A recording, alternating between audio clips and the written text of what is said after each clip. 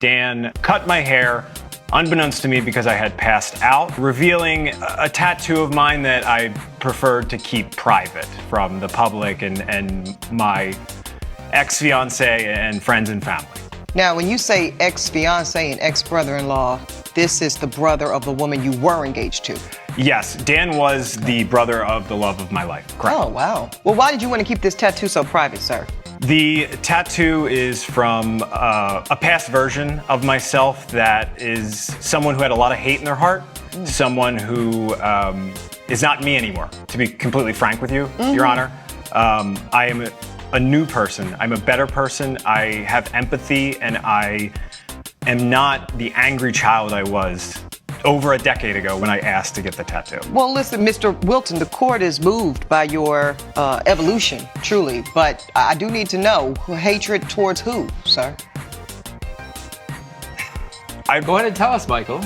I don't need any help from the peanut gallery, Mr. Miller. I got it. It's my courtroom. Go ahead, sir.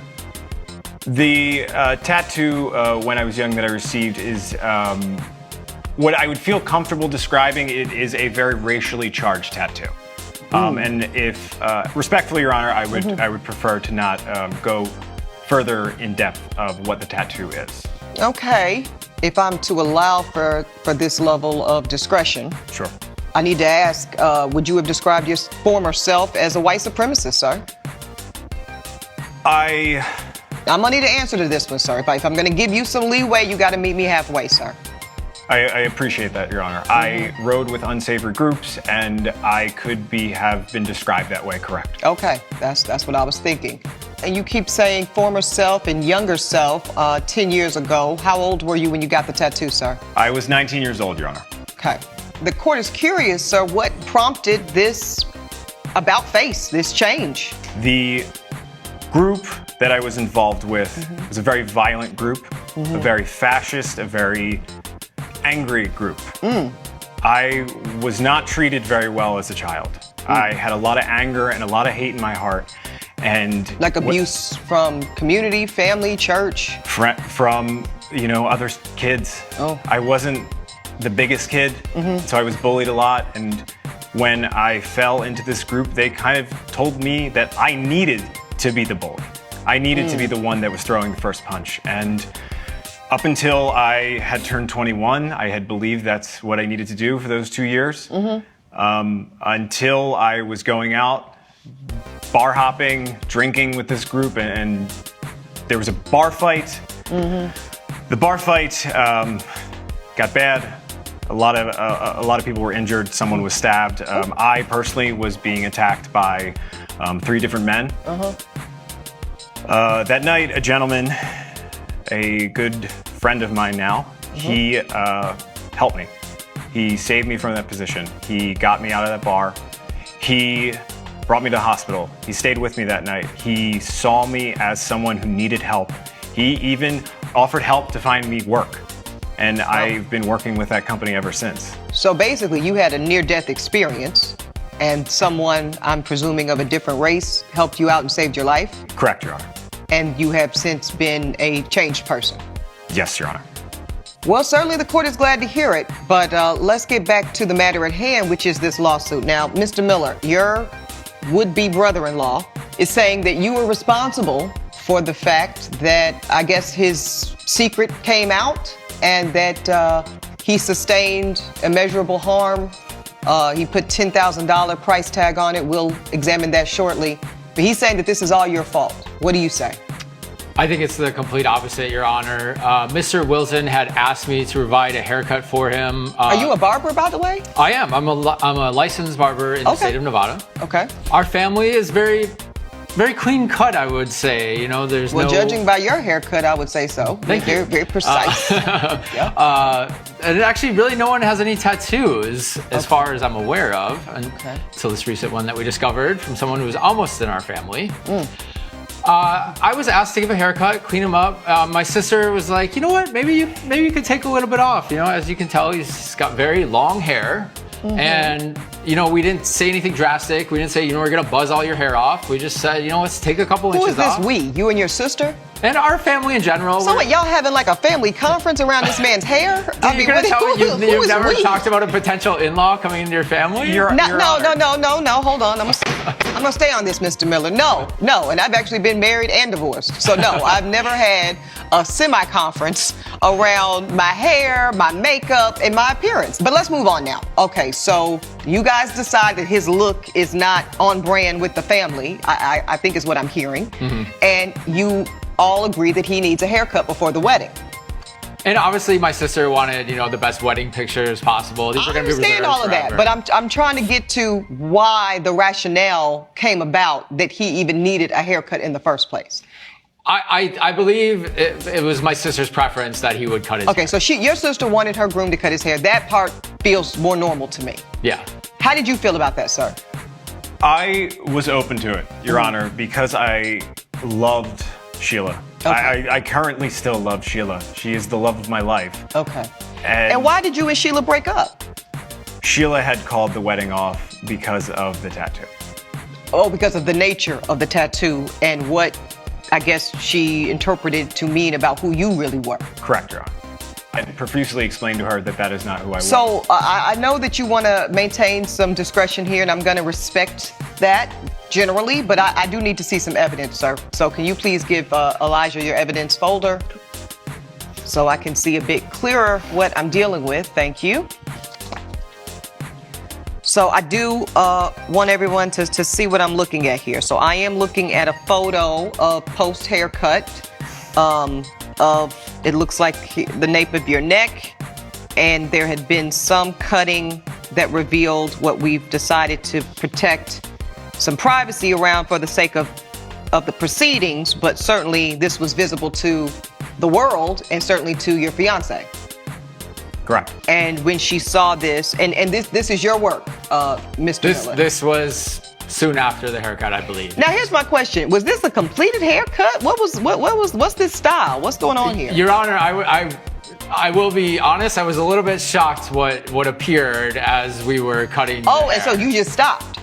I tried to clean it up a little bit as best I could, but I was very stunned at the time of what appeared. Okay, well, I mean, if it's what I'm looking at, I can actually see your point on that. This would be jarring and shocking to most people. Your Honor, I wasn't exactly ready to complete the full haircut after seeing this. Okay, so what you saw, sir, was so abhorrent to you that it prevented you, it sounds like, from completing what you originally set out to do here. That's correct. I had no intention of finding anything of that nature. Well, I understand. Okay, now let's go to these text messages as well. Because at some point you sober up, Mr. Wilton, and you realize that now this is exposed and the consequences, I imagine, that are going to come with that. Yes.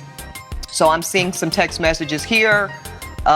This is, hey man, you still good to line me up for the party? Yep, you got it. Wedding day ready. So this is all good. You guys you're essentially asking for this lineup to please Sheila. You're agreeing to it. Everything's gonna be cool. Promise. Cool. Trust me. All good. Great. Then it goes left, so to speak. So at this point, Mr. Wilton, you've sobered up and you're saying, hey, dude, what'd you do? You shaved off half my head. You went way shorter than we talked about. You knew I only wanted a trim and I trusted you. And to your credit, Mr. Plaintiff, you did say just to shape up, which indicates to you, Mr. Miller, he didn't want a lot off. Those of us that enjoy lengthy hair, we use terms like that. Shape up, trim. That means don't do too much, okay?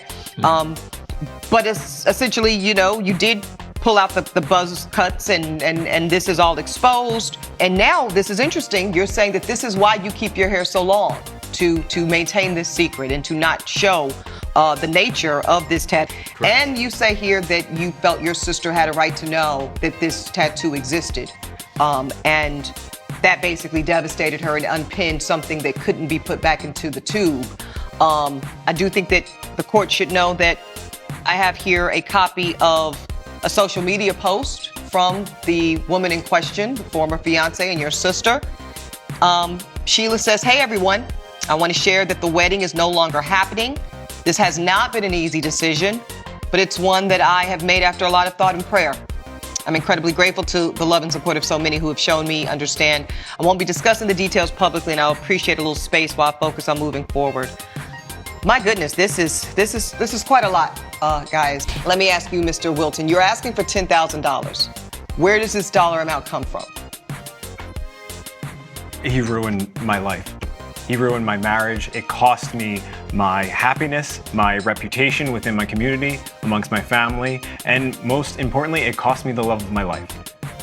Okay, so basically this is just a fee that you came up with to be representative of the devastation that you hold him responsible for. Correct, Your Honor. What do you have to say about that, sir? Your Honor, I can't be held responsible for his irresponsible actions. I mean, we just saw the photo there.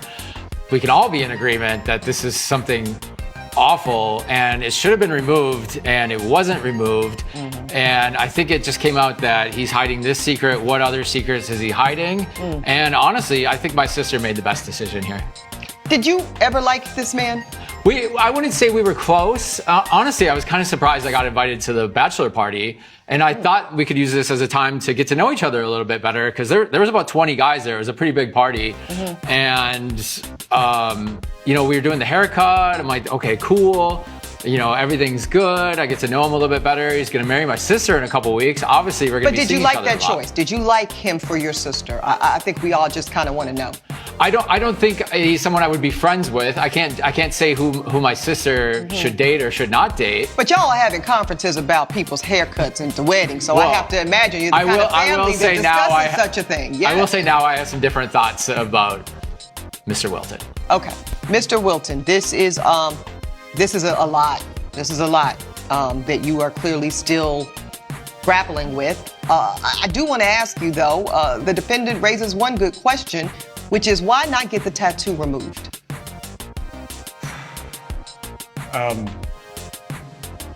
In my search of attempting to get it removed, I became very scared and very frightened as far as approaching someone to remove a tattoo of this nature. And just so the court understands what we're talking about here, since you weren't privy to it, we're talking about, I would say, easily one of, if not the most singularly, I don't even know the word, probably one of the most singularly recognized symbols of hatred and despair.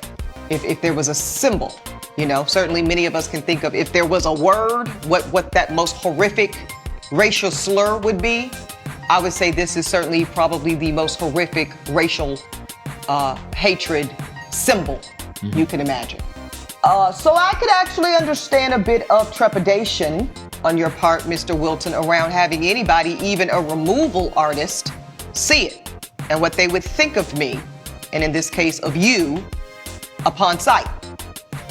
But I gotta balance that with what would arguably be an immeasurable benefit to you, ultimately, had you had it removed and not have been exposed for the rest of your life to the revealing of such a horrible thing.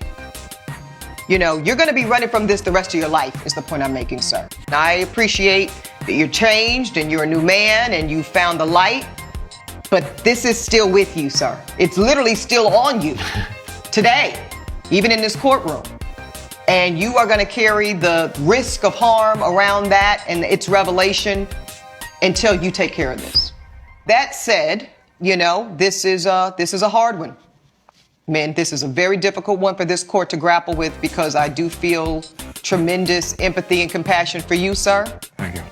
At the same time, I find it difficult to hold you, sir, accountable for a series of life choices, some horrific, some wonderful, made by the plaintiff, and then put that bill of recovery and reconciliation at your doorstep without more evidence. I don't know how I get to that legally, sir.